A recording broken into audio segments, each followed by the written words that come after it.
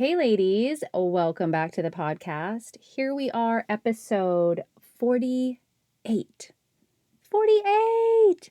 This one seems like it should be a mini celebration for me because I live in the 48th state in the United States. I'm here in Arizona.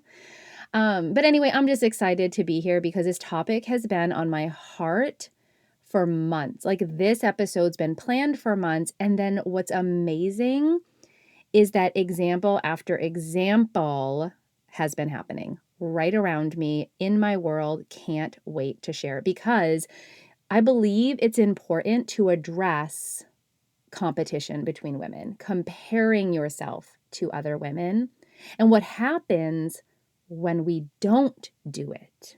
Because I think we could talk about all day what happens when we're doing it, what happens when we stop.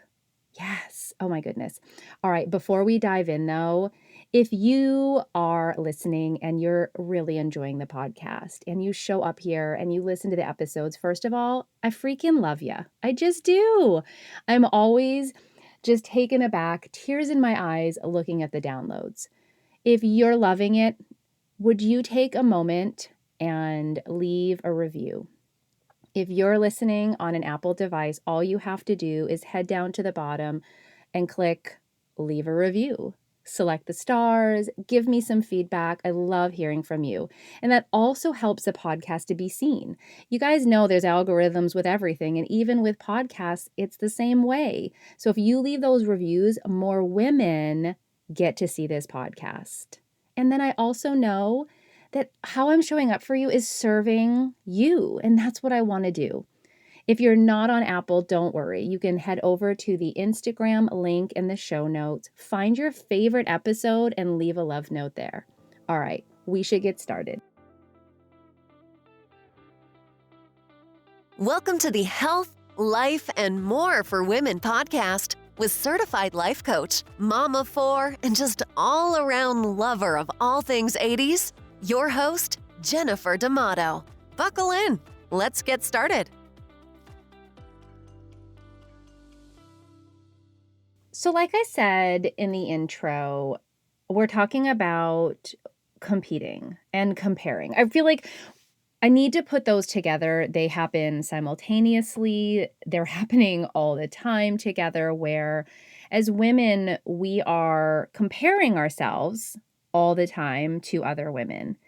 But we're also, even if we're not acknowledging it, there's this competition between each other. So I've seen this played out my entire life. I've seen this since middle school. Like, isn't that crazy? I actually have only fragment memories from middle school, but I can remember distinctly the comparison feeling to other girls. Like, it started that young. I could not get, oh my gosh, I'm dating myself. I couldn't get that big poof wave for the bangs in the front. And one of my classmates, her name was Kim. I loved hers. Now, my dad made fun of this bang situation. He called it the boy radar. And let me just tell you, it was not a good thing. They weren't good boys, and it wasn't good to have, and that's what he called it. But I could never get it. Like, mine was this flat wave. Hers was this layered, gorgeous thing. I can't even believe I'm remembering this, right? But I think it's because of what comparison does to women, to girls. Like, it's just still in me. I can even see her now on social media, and for whatever reason, that's all I can think of is those bangs. Hers were gorgeous and mine were horrible. And I thought, oh, see, her hair's so much better. She's so much prettier than I am. And she'd probably crack up at the idea of that. I'm sure she had her own comparisons and competitions and her own thoughts that were consuming her like mine would consume me. Or maybe she was just so freaking confident it didn't. But I think most girls, women, do struggle with this. The fact that I can go back, I'm 40 years old and I can go back and remember that from middle school. I can remember that in high school. I can remember that in my 20s. I can remember that as a mom, like as a young mom. Oh, if that was not the strongest place up until recently where there was so much comparison. And then the competition between women. Oh, I can feel it. Like my body is having a physical reaction to that season. Parenting, mothering comparison. Specifically, the one that stands out like the bangs in middle school was breastfeeding. Oh my goodness. If you breastfed, there was this, I'm better than those who didn't. And let me tell you, I know this was happening because I was actually on both sides of it. My oldest daughter, there was just so many things that happened. Her birth was wonderful. And looking back at it, like it was nothing, but at the time, it was fairly traumatic. Ended up with an unexpected C-section, ended up in like crazy shivering reaction after that. Didn't even get to hold her. It was at least 2 hours, and that's even fuzzy. Like, we have this first family photo, and y'all, I look like I was on some crazy drugs. But I insisted with my husband, like, I want that first family photo. He brings her in, and of course, she's like this perfect bundle of mush. And there he is. He's tired, but he's great. And there's me, like, strung out. I can laugh at it now. But I tried to breastfeed her. My stress level was so high. It was wreaking havoc on me, and I had to stop. And it was a choice that didn't come easy. It was hard for me. And oh my goodness, I actually had another mom tell me my daughter was going to be obese. You might hear that and think, no way. Like no other mother would say that. Yes, she did. To my face. My daughter was going to be obese. Now, at the time, I'm 25 years old, my first baby. Of course, this is not what I wanted. I wanted to breastfeed. I actually wanted to have a natural childbirth. Like all these things did not go well. And not only was I criticized for the C-section, that's a story for another day, but I was in this place, this comparison, this competition of you don't breastfeed. Well, moving forward, we had our next child in 19 months later, and I did breastfeed her.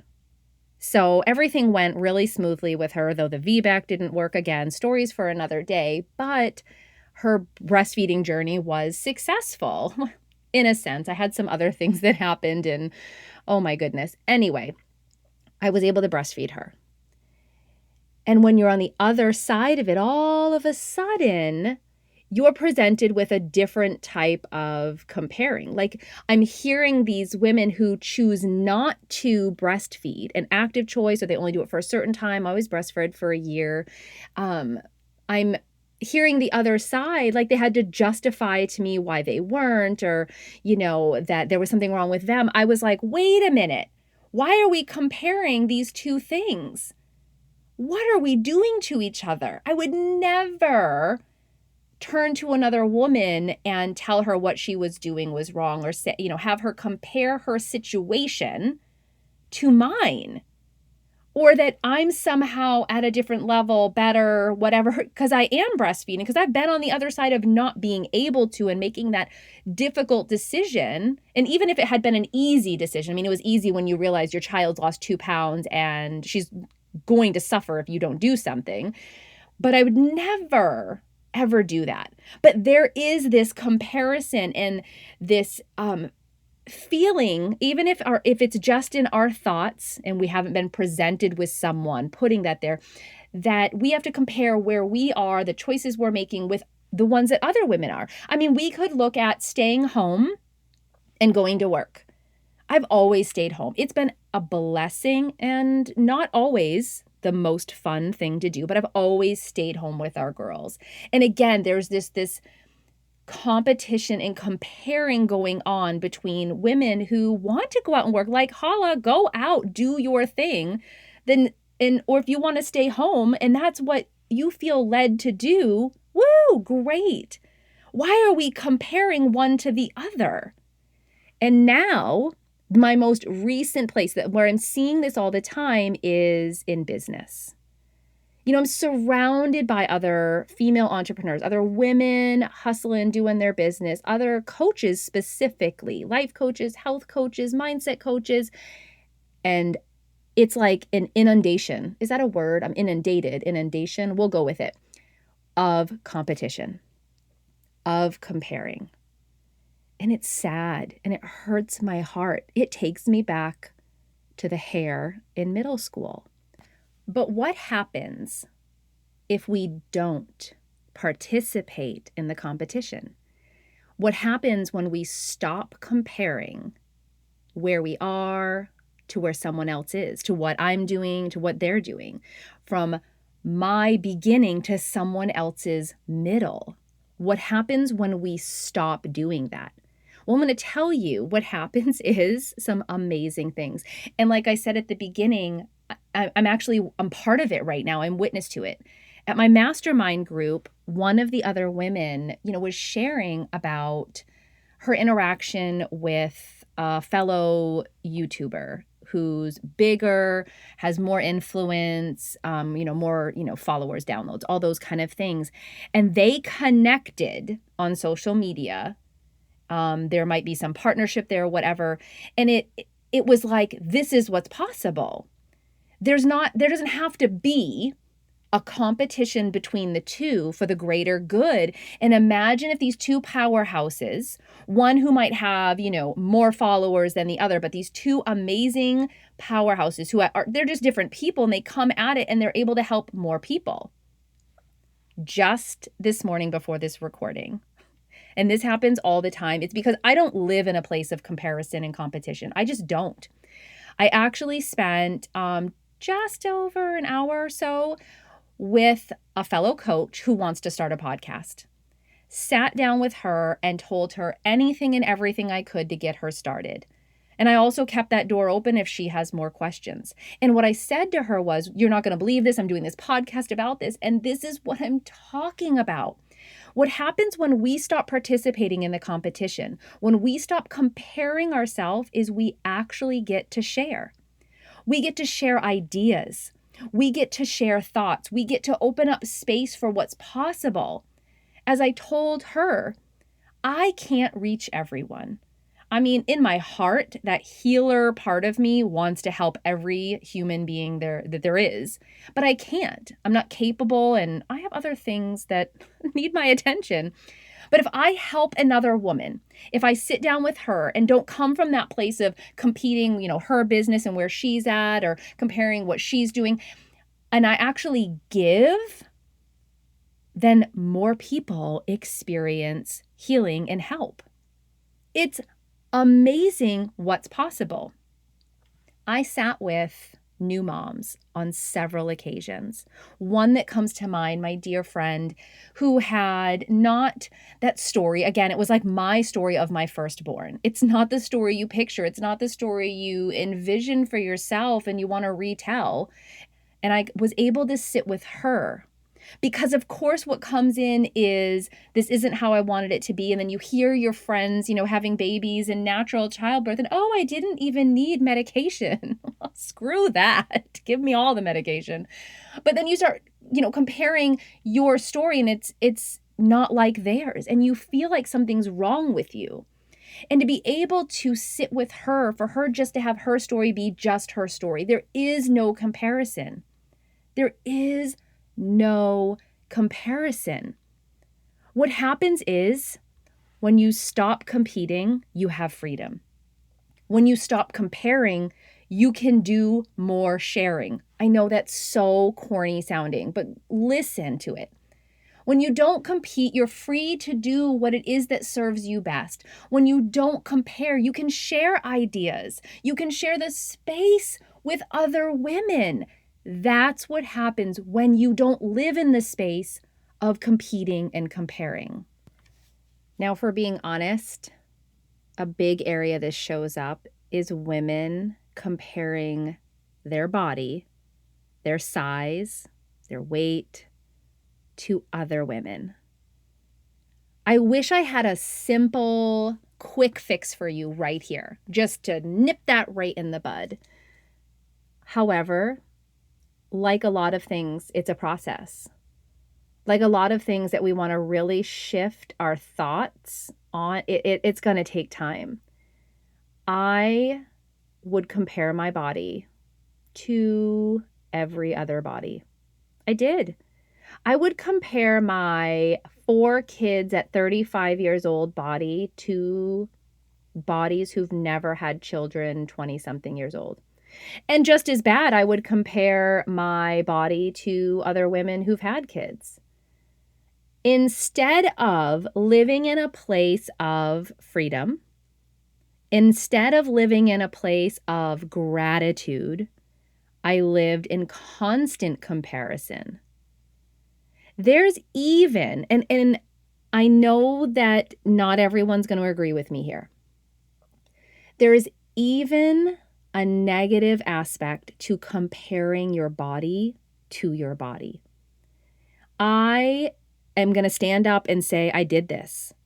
I did this so often in the negative ways and in even what appeared to be positive ways. But I would compare my 20-something-year-old body to my 30-plus-year-old body. And even if it was just comparing to myself, it was still holding things back because I was living in comparison. I was judging it based on two things that actually can't compete. You can't compete that your 20-year-old self to your 40-year-old self. Thank goodness. Oh my gosh. Let me tell you what. The 40-year-old self is going to win every time.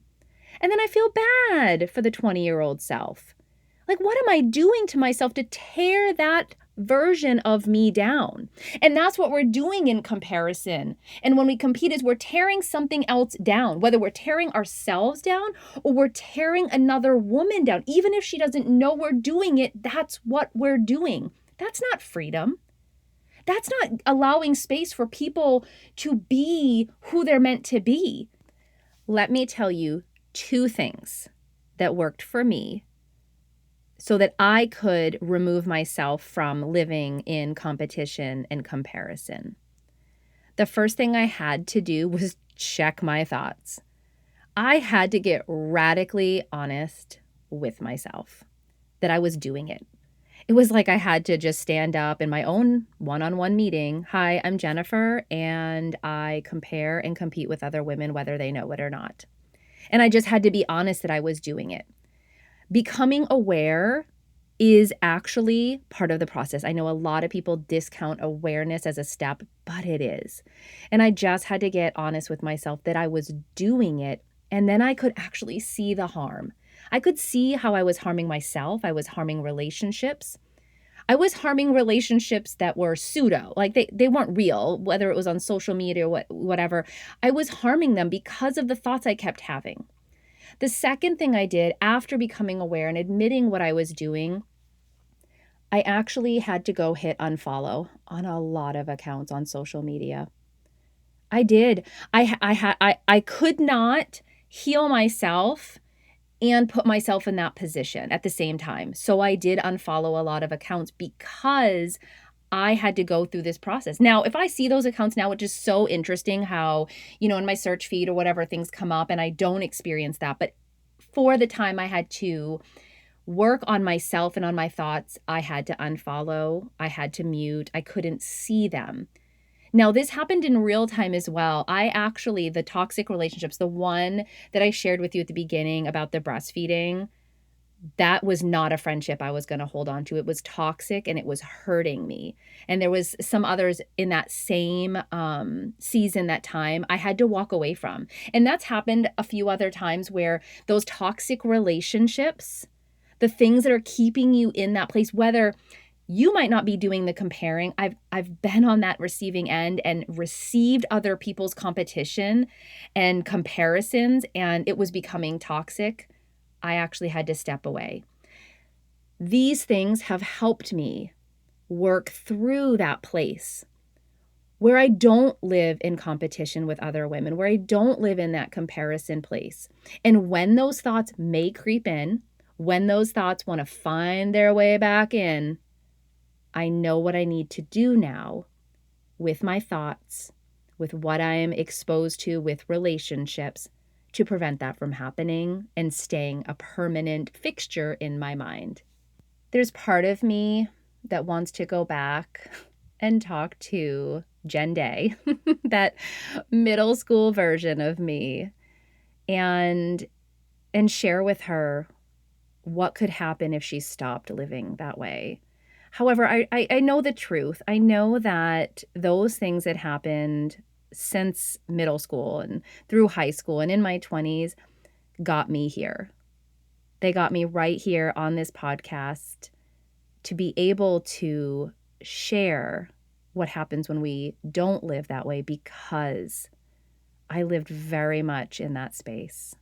I hope that this encourages you.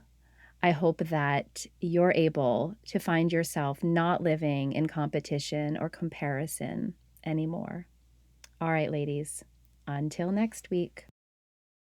Hey ladies, I want to let you know that I've partnered with Miss Sunshine Shades. They make the most amazing blue light blocking glasses.